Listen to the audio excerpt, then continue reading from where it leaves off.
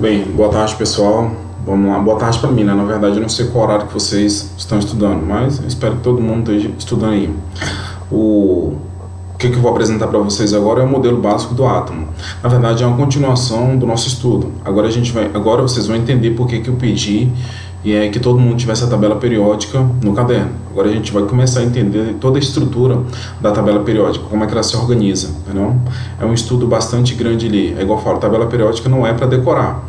A gente aprende a utilizar ela, a gente aprende a interpretar a tabela periódica e a gente extrai as informações que mais nos interessam.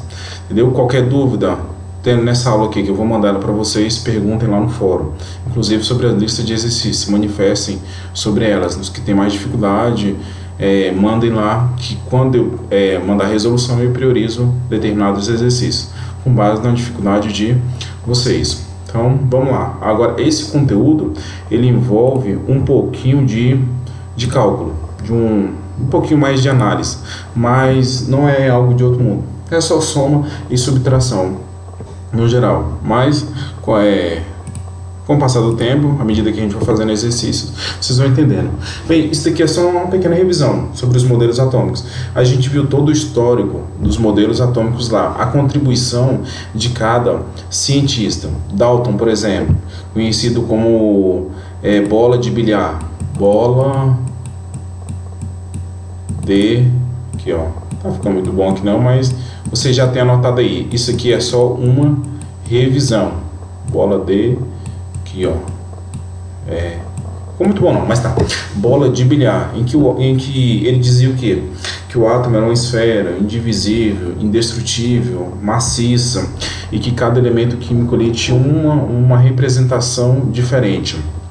100 anos depois a gente tem outro cientista, Thomson, que ele explicou porque no modelo de Dalton ele não explicava algumas coisas, por exemplo, assim, a condutividade de corrente elétrica. Já no modelo de Thomson ele consegue fazer isso, ele consegue explicar isso. Ele diz o quê? Que o átomo é dotado de uma carga total positiva, incrustada de elétrons. Esse aqui ficou conhecido como modelo de pudim de passas. Um tempo depois veio outro cientista, Rutherford, que estudando através do modelo de Thomson, né, estava trabalhando na época com partículas radioativas, ele fez outras descobertas. Disse o quê? Que o núcleo do átomo é denso, pequeno e positivo, e que os elétrons estão localizados numa região chamada de eletrosfera. Lembrando que isso aqui são os nossos elétrons. Elétrons estão em um grande espaço vazio, uma região denominada de eletrosfera.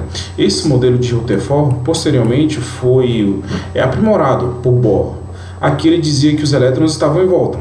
Bohr falou que sim, de fato eles estão em volta do núcleo, mas eles estão em camadas específicas, entendeu? Aqui, ó, essas camadas aqui elas aumentam, estão em camadas específicas, e cada camada dessa daqui tem uma energia específica. Se o elétron de uma determinada camada absorve energia, ele vai para outra camada, mas ele não pode ficar nessa camada, ele tem que voltar para sua camada original. Quando ele volta para sua camada original, ele libera energia em forma de luz. Por isso que tem as cores aí, principalmente um dos exemplos assim que consegue se visualizar melhor esses fogos de artifício. Modelo de Thomson, pudim de passa. Dalton, bola de bilhar. Rutherford, sistema solar ou sistema planetário. Já vocês podem encontrar as duas nomenclaturas nos livros por aí. E posteriormente sistema de Bohr. Lembrando que existe outro modelo, chamado também de modelo de Summerfield, que ele traz algumas complementações ali, mas para vocês não é viável. Vejam aqui, ó, partículas do átomo. Isso aqui é que vai ser o nosso estudo, objeto de estudo, partículas do átomo. No nosso núcleo, a gente vai ter o quê? Isso daqui é o nosso núcleo. O que a gente vai ter? Nêutrons, são cargas neutras, não tem carga. Nós vamos ter os prótons, representado por P ou P+, vocês podem encontrar essa representação. Isso aqui são os prótons ou aqui, ó, P ou P+. Aqui nesse nosso grande espaço vazio, a região chamada de eletrosfera, a gente vai ter os nossos elétrons. Pode vir só assim, ou assim, desse jeito. Então a gente vai identificar, encontrar, porque são elementos diferentes. Se são elementos diferentes, eles vão ter números de elétrons diferentes, números de prótons diferentes, possivelmente números de nêutrons diferentes. Como é que a gente representa, professor? Como é que está a representação lá na tabela periódica? Vejam, essa representação aqui é para facilitar os cálculos de vocês aqui, ó. Deixa eu só aqui, ó.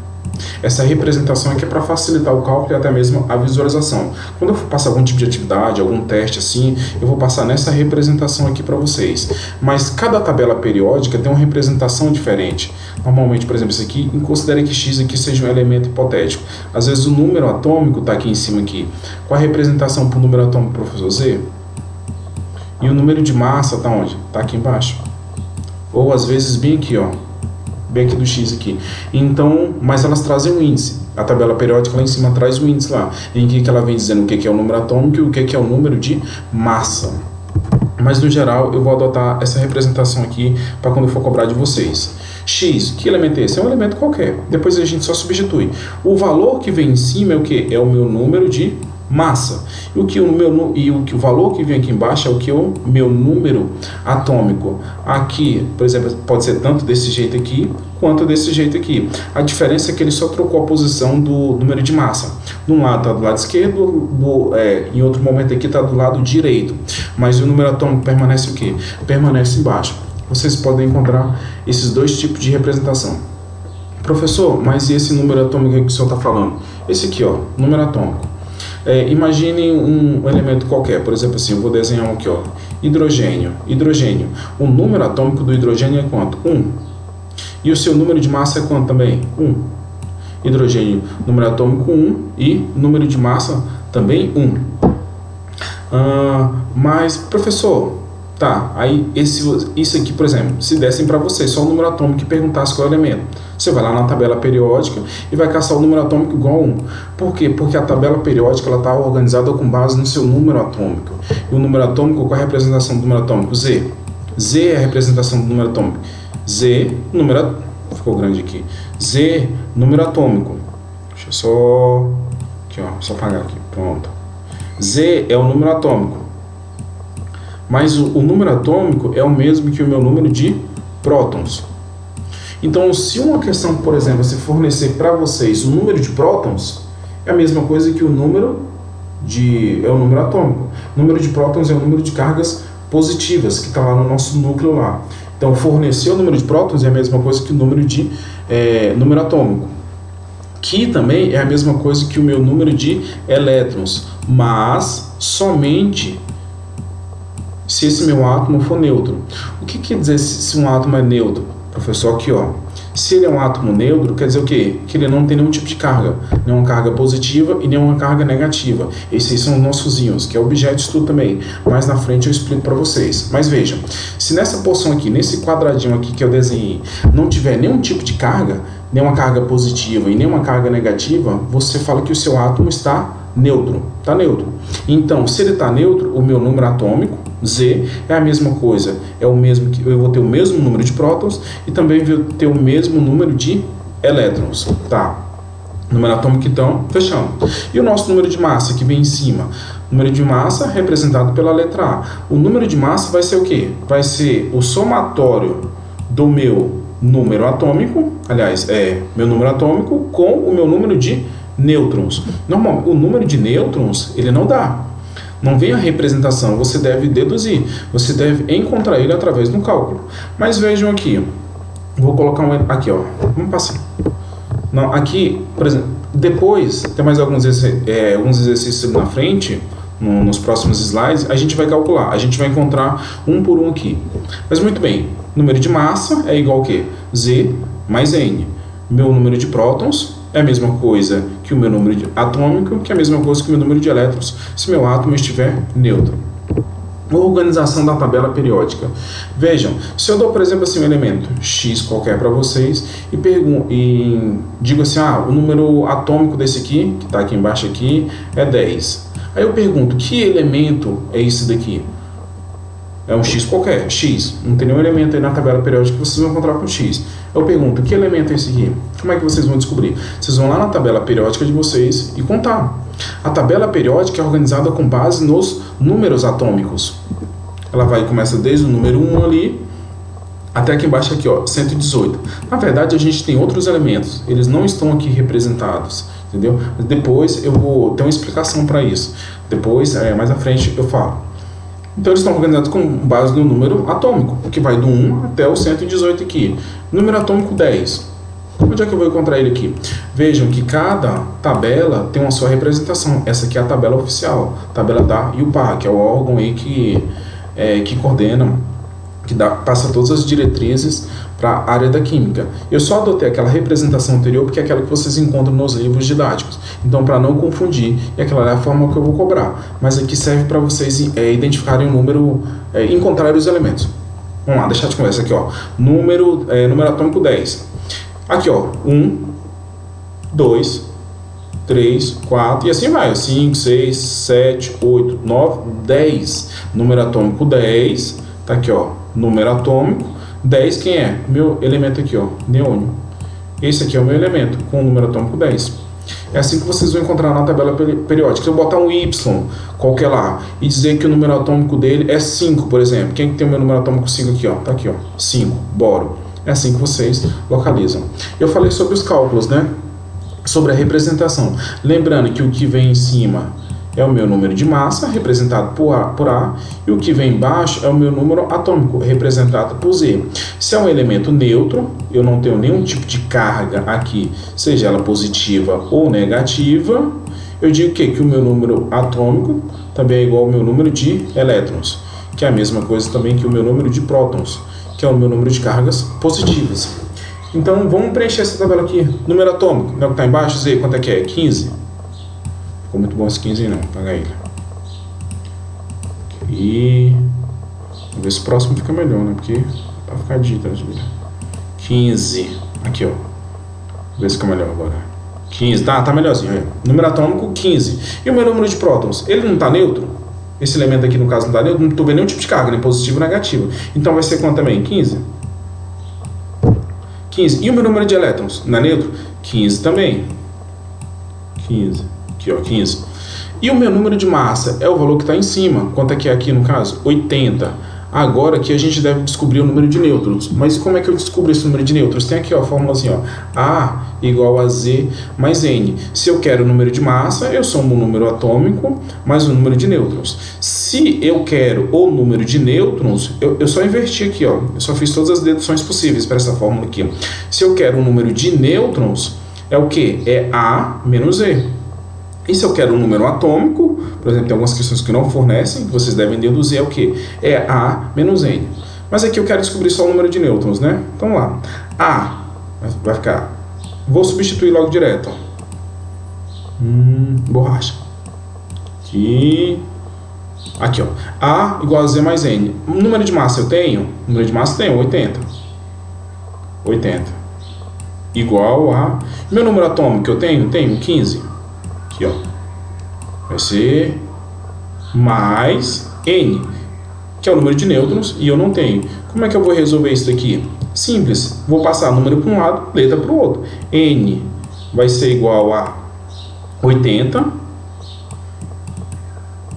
80 menos 15. Que dá quanto isso aí? 80 menos 15, 65. Então, meu número de nêutrons aqui é quanto? 65. Pronto. Encontrei o número atômico, número de prótons, número de elétrons, massa e o número de nêutrons. E esse próximo aqui, ó, vamos fazer ele, ó. Número atômico Z, tá vendo aqui, ó? Agora eu não tenho um número atômico. O que eu tenho aqui de informações aqui? Mas aqui embaixo eu não tenho aqui na representação do elemento. Mas tá ficando um pouco poluída essa tela. Vou limpar ela aqui. Depois eu mando com a resolução para vocês. Tá. Aqui tá. Tá bom aqui. Vou voltar aqui para a caneta. Aqui, ó. Não dei aqui no elemento, mas eu dei aqui, ó, nos valores aqui embaixo. O número de prótons é quanto? 12. Mas o elemento não está neutro. Eu sei que P é igual a Z, tá? Que é igual ao quê? Que é igual ao número de elétrons. Então P é quanto? 12. Então quanto é que vai ser aqui? 12. E o número de elétrons? 12. Está neutro. E o número de massa? Está em cima. Eu já tenho. Quanto é que é? 30. E E o número de nêutrons? Eu vou fazer o mesmo cálculo de novo. O número de massa, aqui ó, Número de massa é igual a Z mais N. Eu não quero só o número de nêutrons. Aqui, ó. A é igual a Z mais N. Como é que vai ficar aqui o meu cálculo? O número de massa é quanto? 30. E o meu número de... Aqui, ó. Igual a... Número atômico quanto? 12. Mais o que? Número de nêutrons, que é o que eu quero. Vou botar aqui em cima, ó. O resultado vai ficar letra para um lado, número para o outro. Vai ficar 30 menos 12, que vai dar quantos aqui? 18. Vou botar aqui, ó, 18. Esse próximo aqui depois vocês preenchem ele, depois vocês façam aí. Só que, lembrem, vejam que eu estava falando assim, é um átomo neutro, não tem carga nem negativa e nem positiva. Quando eu falo em cargas positivas, são os meus cátions ali, e quando eu falo em cargas negativas, são os meus ânions. Vejam, na estrutura do meu átomo, eu nunca posso mexer no número de cargas positivas. Nos prótons, ele sempre permanece constante. Quando eu tenho carga positiva ou negativa, eu estou mexendo sempre no número de elétrons. Se eu retirar elétrons, a minha espécie vai ficar positiva, ou seja, quando eu retiro, ou esse elemento perde esse elétron, uma reação, por exemplo. Então, cátions são as minhas espécies positivas, eles perderam elétrons. Ânions são as minhas espécies negativas, por algum motivo eles ganharam elétron. Logo, esse átomo deixa de ser neutro. Ele não vai ter o mesmo número de cargas. Por exemplo, supõe que eu tenho um elemento qualquer lá. Ele é neutro, o número atômico dele é 10. X aqui, o número atômico dele é 10. Logo aqui eu vou ter a massa, não sei qual é a massa, por exemplo. O número de elétrons vai ser 10 e o número de prótons também vai ser 10. Mas se esse elemento deixa de ser neutro, ele tem algum tipo de perda ou ganho de cargas? Não.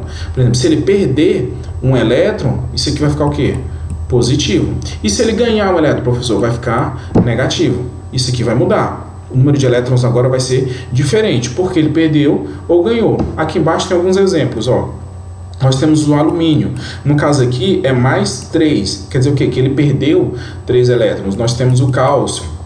Se ele fosse neutro, aqui não teria nada, nenhum valor. Mas no caso aqui ele fez o quê? Perdeu 2 elétrons. Magnésio perdeu 2 elétrons. Aqui mais na frente o sódio perdeu 1 elétron. E quando ele ganha, a gente tem um exemplo aqui do oxigênio. Ele ganhou quantos elétrons aqui, professor? 2. Menos 2, ganhou 2 elétrons. Flúor ganhou 1 elétron. Mas vou explicar melhor aqui, ó. Com isso aqui fica fácil, fica pelo menos um pouco mais compreensível.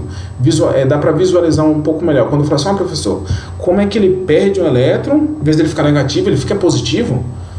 Quando ele ganha um elétron, em vez dele ficar, por exemplo, positivo, está ganhando, a gente tem essa ideia de mensuração, mas está ganhando, deveria ficar positivo. Não, ele fica negativo. Exato.